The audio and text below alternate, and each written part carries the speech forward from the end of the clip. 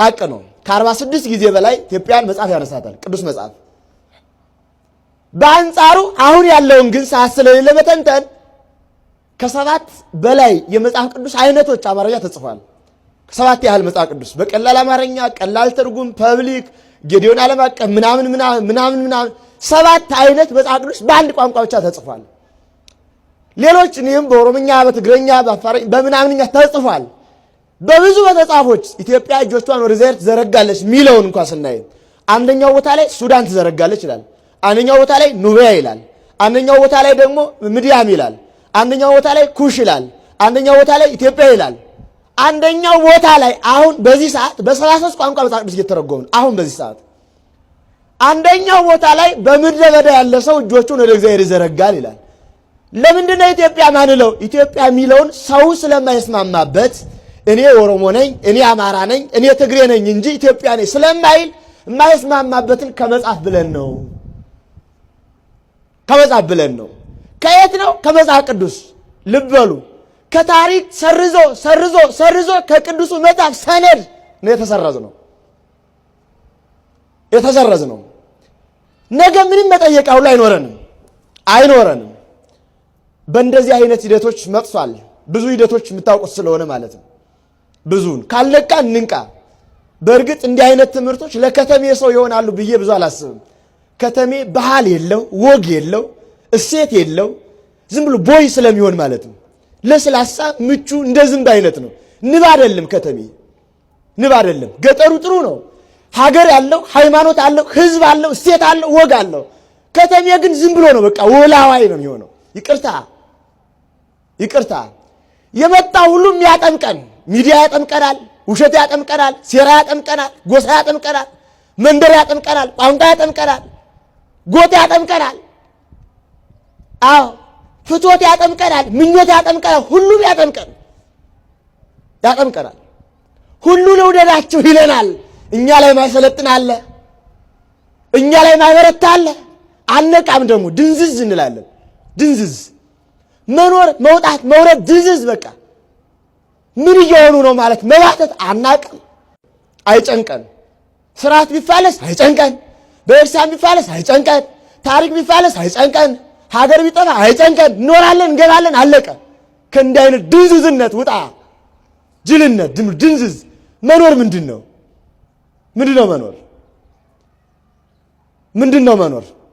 እናገኛለን፣ እንበላለን፣ እንተኛለን፣ እንሞታለን። ምንድነው መኖር? ኦርቶዶክስ ሆኖ መኖር ነው። ኦርቶዶክስ መሆን እንችላለን። ነገ 10 ምናምን ዓመታት እንችላለን። ኦርቶዶክሳዊነት ማለት መቀጠል ይችላል አይችልም? ግን ኦርቶዶክሱ ደግሞ ድንዛዜው ይበዛል። እኛና ታሪክ ማስተዋወቅ ነው። ረጅም ሐሳብ ግን አጭር ጊዜ በማንካ በጭልፋ በአካፋ አውጥተን በማንካ ምን መልሰው አይሆንም። ሰፊ ነውና የ5000 ዓመት ታሪክ አለን፣ ግን አናውቅም። ለምንድነው ማናውቅ? እንዳናውቅ ተሰርተናል። አለፍ ለማስታወስ ትናንትን ለማስታወስ ኦሪት ዘፍጥረት ምዕራፍ 10 ጀምሮ ባለው ታሪክ ኖህ ከመርከብ ከወጣ በኋላ እግዚአብሔር ይችን ዓለም እንዲሞሏት ዳግም ሲያዛቸው በኖህ ሽማግሌነት በመላኩ ዳኝነት ዓለምን ሲከፋፈሏት አንዱ የኖህ ልጅ ካም ወደ አፍሪካ ምድር ሲመጣ ኢትዮጵያን ራስ ሌሎችን እግር አድርጎ ነው የኖረው። ለዚህ ንጉሥ ሃይማኖት አለው፣ ስርዓት አለው፣ ወግ አለው። ልብ በሉ። 3 ታሪክ ላስታውሳችሁ በደም ታሪክ ለምትመረምሩ። ሃይማኖት ካም፣ ሴም፣ ያፌት ናቸው የኖህ ልጆች። የሴም ልጆች ሴም ካለፈ ከ2 ትውልድ በኋላ ሃይማኖት ጣሉና ወይም ተውና አምልኮ ጣዖት ጀመሩ። በማን ተመለሰ? በአብርሃም። አብርሃም ከሴም ተወለደ፣ ግን ሃይማኖቱን ያገኘው ተመራምሮ ነው፣ ጠፍቶ ነው የደረሰው። የያፌት ልጆች ጨርሰው ክርስቶስ እስኪመጣ ድረስ በሃይማኖት አልኖሩም።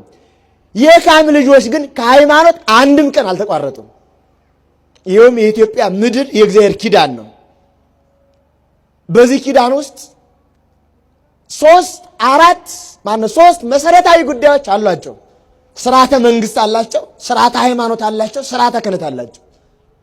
ክህነት ካለ መስዋዕት አለ፣ መስዋዕት ካለ ተቀባይ እግዚአብሔር አለ፣ አቅራቢ ህዝብ አለ። መስዋዕት ያቀርባሉ፣ እግዚአብሔር ይቀበላል። መስዋዕት ይሰዋሉ፣ እግዚአብሔር ይሰማል። ክህነቱም አለ። በክህነት በመስዋዕት በሃይማኖት በአምልኮት ተዋይታ ነው የመጣችው። ስለዚህ ዝርዝር ታሪክ እንዳናወራ እስመ ሕጹር ለቴ ነው፣ ጊዜ ያጥራል ነው። እልፍ ያለው ትልቁ ታሪክ ኦሪት ዘፍጥረት ምዕራፍ 14 ቁጥር 18 ላይ ታውቃላችሁ። ካህኑ መልከ ጼዴቅ ዕብራውያን ምዕራፍ 7 ቁጥር 1 ላይም ተገልጿል። መልከ ጼዴቅ የወልደ እግዚአብሔር ምሳሌ ነው። ካህኑ ለወልደ እግዚአብሔር ብርሃነ ዓለም ቅዱስ ጳውሎስ የክርስቶስን የባሕርይ አምላክነት በመልከ ጼዴቅ አስረድቷል። መልከ ጼዴቅ ማን ነው ስንል አብርሃም አራቱን ነገሥተ ኮሎዶ ጎሞር ድል ነስቶ 5ቱን ነገሥተ ሰዶም ረድቶ ሲመለስ ኃይል ተሰምቶት ምን አለ? በእኔ ዘመን ነው ሰው የምትሆነው ወይስ በሌላ ነው? በአንተ ዘመን አይደለም ግን ምሳሌ ታያለህ አለው። የት ልሂድ አለው? ወደ መልከ ጼዴቅ ሄዳለሁ። መልከ ጼዴቅ ህብስቱን ጽዋውን አቅርቦ ተቀበለው። መድኃኔ ዓለም ክርስቶስ ሥጋዬን ብሉ ደሜን ጠጡ ከማለቱ አስቀድሞ ሺህ ዘመናት የክርስቶስን ሥጋና ደም ምሳሌ ያቀረበች ኢትዮጵያዊ ካህን መሰረቷ የሆነላት የኢትዮጵያ ምስጢር ነው። ሊርቀን ይችላል። ይሄ በጣም ሩቅ ሊሆነን ይችላል። አብርሃም መልከ ጼዴቅ ማን ነው ከተባለ ወርቅ፣ ዕጣን፣ ከርቤ ክርስቶስ በቤተልሔም የተገበረውን ባለቤት አደራውን የጠበቀ ኋላም የሀገራችን ንጉሥ ባዚን ከቤተልሔም የገበረው በዚህ ታሪክ ውስጥ ነው። በዚህ ታሪክ ውስጥ ነው። ምን ለማለት ነው?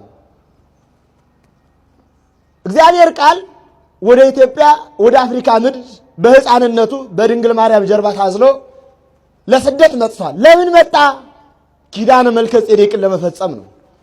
ምን አይነት ኪዳን ነበረ? መቼ ነው ወገኖችን የምታይ ብሎት ነበረ? በሥጋ መጥቻ ይሄላለሁ አለው። በዚህ ኪዳን ውስጥ ነው ኢትዮጵያ የመጣችው፣ በመልከ ጼዴቅ የክህደት ኪዳን። በጣም ሩቅ ታሪክ ልውሰዳችሁና ኦሪት ዘጸአት ምዕራፍ 3 ከቁጥር 1 ጀምሮ ስንመለከት ሊቀ ነቢያት ሙሴ ከፈርዖን ቤት ካደገ በኋላ ከፈርዖን ቤት ወጥቶ ወደ ምድያም ተሰዶ ከካህኑ ከኢትዮጵያው ካህን ቤት 40 ዓመት ኑሮ ስርዓትን፣ ክህነትን፣ መንግስትን፣ አጠቃላይ ማስተዳደርን ተምሮ ወደ ግብፅ ተመልሶ እስራኤልን አውጥቷል። ምን ማስረጃ አለ? ኦሪት ዘኍልቍ ምዕራፍ 12 ቁጥር 1 ላይ ምን ይላል? ሙሴም ኢትዮጵያዊቷን በማግባቷ አሮን ማርያም ተቆጡ፣ አዘኑ ይላል። ለምንድን ነው ሙሴ ኢትዮጵያዊቷን ያገባ? መቼ መጥቶ ነው ያገባ? ኢትዮጵያ የሙሴ አማች ናት። በጣም ሊርቀን ይችላል። ለመተንተን ጊዜ ያጥረኛል። ኦሪት ዘጸአት ምዕራፍ 18 ሙሴ እስራኤልን ከግብፅ አውጥቶ ባህሩን ከፍሎ መና ወርዶ ውሃ አፍልቆ እየመራ ሳለ ተጨነቀ፣ አቃተው። ካህኑ ዮቶር ኢትዮጵያዊ ምን አለው? ሙሴ እንዲህ አድርግ አትችልም አለው። ታዲያ ምን ላድርግ አለው? 100 አለቃ፣ 50 አለቃ፣ 10 አለቃ አድርገህ ሹም አለው። ምንድነው 100 አለቃ አለው? እኔ ያሳይሃለሁ አለው። ስርዓተ ማስተዳደርን አስተማረው። ለሙሴ ማናጅመንትን ያስተማረች ኢትዮጵያ ናት። ይሄ መጽሐፍ ቅዱስ ተመልከቱ። በዚያን ወራት እንኳ ሙሴ ኢትዮጵያዊቷን አግብቶ እስራኤልን ሲመራ አሮን ካህኑ፣ ማርያም ዘማሪዋ ሙሴን ተቆጡት። እግዚአብሔር በመቅሰፍት አነደዳችሁ። ለምን? ስለ አንዳ ኢትዮጵያዊ እግዚአብሔር ምን አስቆጣው? መመርመር ይጠይቃል። ይሄ እንዲህ እያለ ለ2000 ዘመናት ከቀጠለ በኋላ ዳዊት ሲነግስ በዳዊት ዘመን ንግሥተ ሳባ እናታችን ንግሥት ወደ ዳዊት መልእክተኛ ልካለች። እንዲህ ብላ የምትመጣው ንጉሥ አንተ ነህ ወይስ ሌላ ብላ ልካ ነበረ። ቅድመ ልደተ ክርስቶስ ነው። አስቡ 1000 ዓመት ቀድማ ትመጣለህ። ምን አንተ ነህ ወይ? በዚህ ጊዜ ኤርምያስ፣ ኢሳይያስ፣ ዳንኤል፣ ሕዝቅኤል፣ ናሆም፣ ሚክያስ፣ ዘካርያስ የሉም። ሳይኖሩ ግን ኢትዮጵያ ነበረች። ምን ማስረጃ አለህ? ዳዊት እንዲህ አለ፣ ኢትዮጵያ እጆቿን ወደ እግዚአብሔር ትዘረጋለች አለ።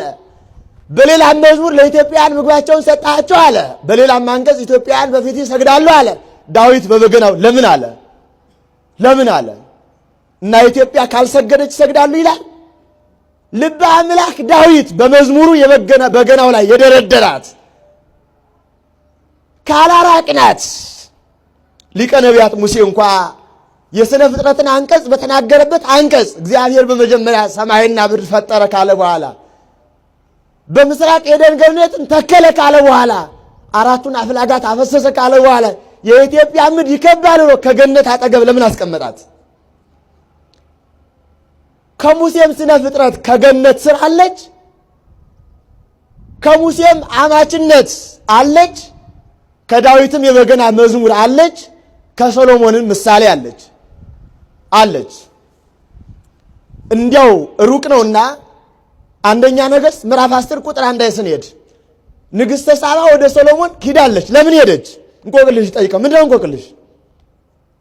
አገር እንቆቅልሽ የሚፈታ ሽማግሌ አጥሳ ነው እዚያ የምትሄደው? እንዲህ አይደለም። ትወርዳለህ ትወለዳለህ የሚባለው አንተ ነህ ወይ? የተነገረው ትንቢት የተቆጠረው ሱባኤ የሚፈጸም በአንተ ነው ወይ? ይሄ ነው የኢትዮጵያ እንቆቅልሽ። ይሄን ለመጠየቅ ነው ሄደችው። ንግሥተ ሳባ ወደ ሰሎሞን ወርቅ፣ ዕጣን፣ ከርቤ ይዛ አምሃ የሄደችበት መሰረታዊ ምክንያት ሰብአ ሰገል ወርቅ፣ ዕጣን፣ ከርቤ ይዘው ከቤተልሔም የሄዱት ማን አስተምሯቸው ነው? ማን ነግሯቸው ነው? ኢትዮጵያ ለምሳሌው ለሰሎሞን የገበረች። ለዚህ እኮ ነው ክርስቶስ እንዲህ አለ፣ የአዜብ ንግሥት በኋላ ዘመን ትፈርዳለች። ለምን? ከምድር ዳርቻ የሰሎሞንን ጥበብ ልትሰማ መጥታለችና። የሰሎሞን አምላክ እኔ መጥቼ ካላመናችሁ እርሷን የመስያት ሰሎሞንን የመስሏት ከሄደች ፍርድ ናት አይደል ያለ? ፍርድ ናት ነው ያለው። በጣም ብዙ ታሪክ አለው ሰሎሞን። እንኳን ወደ ሩቅ እንኳን ከወሰዷችሁ ሰሎሞን ኢትዮጵያ ከሰሎሞን አስቀድሞ ወይም ከንግሥተ ሳባ አስቀድሞ 52 የዳበረ ስርዓተ መንግስት አላት። 52 ነገስታት አንግሳለች። ከንግሥተ ሳባ እስከ ክርስቶስ 68 ነገስታት አንግሳለች። በዚህ ታሪክ የተዋጀች ተከታታይነት ያለው ቅብብሎሽ ያለው ስርዓት ያላት ህዝብ ናት። ወግ ያላት የዛሬ ነው ያድርገውና ዛሬ መግባባት መነጋገር አቃተን። ተራ ሰውኛ ቋንቋ ገደበን። ተራ የማያጸድቀኝ ከሆነ የትኛው መጥፋት ይችላል? የትኛው የማያጸድቀን ሐሳብ ገደበን። እንዲህ እያለ የቀጠለ ታሪክ ነው ያለን። እንደው አንተ ልተርገላችሁና ልጨርሰው ሐሳቤን። ዳዊት ሰሎሞን ንጉሥ ሰሎሞን ከ700 ያላነሱ ሚስቶች ነበሩት። ኋላ በንስሐ አስወግዷል ኃጢአቱን። እነዚያ ሁሉ ሚስቶች እያሉት ልጅ አልነበረውም፣ መካን ነበረ። ሰሎሞን ከንግሥት ደረሰ። የበኩር ልጁን ከንግሥተ ሳባ ወለደ። የበኩር ልጁን ከብዙ ሚስቶች አልወለደም፣ ከኢትዮጵያ ወለደ። ለምንድነው የበኩር ልጁን ያገኘው ነው? በኩር የማን ነው ካል ሙሴን ይላል፣ በኩር ሁሉ የኔ ነው ቀድስልኝ ይለዋል። የሰው በኩር የኔ ነው ይለዋል። ቤት ከነጉልላቱ ቅጽር ከነማይዘንቱ የሚወርሰው በኩር ነው። በኩር የኔ ነው ይላል ሙሴ። ምን ምልክት አለህ ካላችሁኝ መድኃኔ ዓለም እግዚአብሔር ቃል ሰው ከመሆኑ አስቀድሞ የሙሴን ጽላት ያስቀመጠ ኢትዮጵያ ነው። ለምንድን ነው ኢትዮጵያ ወረሳት? በኩር ናት። የተሰቀለበትን መስቀል የሰጠው ለኢትዮጵያ ነው። ለምንድን ነው የሰጠው? በኩር ናት። ወራሽ በኩር ናት። ሁሉን የምትወርስ በኩር ናት። ዓለም እንደ ፈረስ ጆሮ እንደ ጦር ግሮ ተካክሎ በበደል ሲዋኝ እግዚአብሔር አልባ ሲሆን ይሄንን ሃይማኖት እንኳን ዛሬ ይዛ ምዘምር እቺ በኩር አይደለች? ዜማን የሰጣት በኩር አይደለች? በኩር ስለሆነች ነው። በጣም ሩቅ ነው ታሪኳና መጨረሻ ሩቅ ነው። የ985 ዓመት ታሪክ በዚህ መካከል አለ። በጣም ብዙ የነ አፄ አፊላስ የነ ህሩየ እግዚአብሔር የነ እንደቄ ቅንደኬ የነ ሳውላ የነ ቲራቅ ዘርዝረን አንጨርሰውም።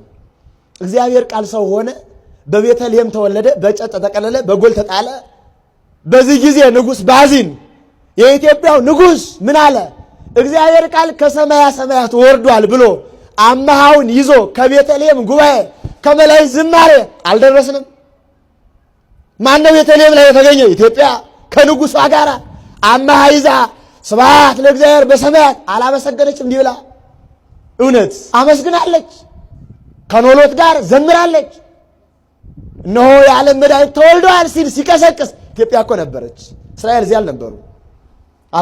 በጣም ሩቁን ላስታውሳችሁ። ዳዊት መዝሙር 71 ላይ ተገልጾታል። ኢትዮጵያ እንደሚሰግዱለት ሲመለሱ ሄሮስ ሊገለው ሲፈልገው ኢትዮጵያ ልትሰግድለት ስትፈልገው ልዩነት አለው። የተወለደው የአይሁድ ንጉሥ ወዴት ነው? ልንሰግድለት መጥተናል። ሄሮስ ደግሞ ልገለው ፈልጋለሁ፣ ሕፃኑ ያለበትን ጠይቃችሁ ንገሩ። ልዩነት አለው። ወዲያው ሕፃኑን ይዘህ ውጣ አለው። አረጋዊ ዮሴፍን የእግዚአብሔር መልአክ በሕልም ነገረው። ይዞ ወጣ። ግብፅ ሀገር ተሰደደ። በዚያ ቆየ። ረሃቡ፣ ጽሙ፣ ብዙ መከራ፣ ብርዱ፣ ዋዩ ብዙ አሰቃያቸው። እሱ ብቻ ሳይሆን እመቤታችንን በመንገድ የጣዖት አምልኮ፣ የጥጃ ምስል፣ የላም ምስል ብዙ አምልኮት ያለበት ስትሰቀቅ ድረስ አንዳንድ ጊዜም መልከ መልካም የመሰልሽ ግን ጠባያ ክፉ ብትሆኝ ነው እንጂ የተሰደድሽ እያሉ ዘበቱባት። አዘነች። ግን ከድንግል ጀርባ ሆኖ እግዚአብሔር ቃል እጆቹን አነስቶ ይባርካል። ወዴት? ወደ አዜብ። ለማን? ለኢትዮጵያ። ማን? እግዚአብሔር ቃል። የት ላይ? ከድንግል ጀርባ። በዚህ ጊዜ ነው እመቤታችን ምን ሆነ ነው ልጅ ያለችው። የአስራት ሀገር አለሽ፣ እሷን እየባረኩ አድርሰኝ፣ ምትመለሽበት ጊዜ ደርሷል፣ ሀገሬን አሳየኝ ብላ የመጣችው። ከዚያ በኋላ ነው ሰዓሊ ለነ ቅድስት የሚባለው። በየቦታው ሰዓሊ ለነ ቅድስት፣ ቅዱስ ሆይ ለምኝልን።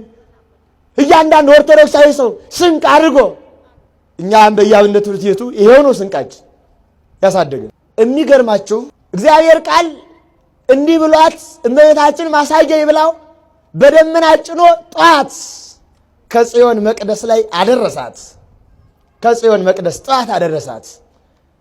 ከዚያም ጽዮን መቅደስ ላይ ደክሟት ልጇን አውርዳ በእቅፏ ይዛ ጡቷን እያጠባች ቁጭ ብላ እያለ ካህኑ ዮሐኪን የጠዋቱን መስዋዕት አድርሶ አሳርጎ ጸሎቱን ጨርሶ ሕዝቡን ሊያሰናብት እንደ ዛሬው ታምር ለክርስቲያን ሁሉ የእመቤታችን ታምር መስማት አይቅለለው ቀላል አይምሰለው እንደማለት የኢሳይያስን መጽሐፍ አውጥቶ እነሆ ድንግል በድንግልና ጸንሳ በድንግልና ትወልዳለች ስሙንም አማኑኤል ትለዋለች እያለ ያነብ ነበረ። ድንግል በድንግልና ጸንሳ በድንግልና ወልዳ የራሷን ነገር የሰማችው የት ነው ወዳጄ? ኢትዮጵያ መቅደስ ላይ ነው። ይቆየን።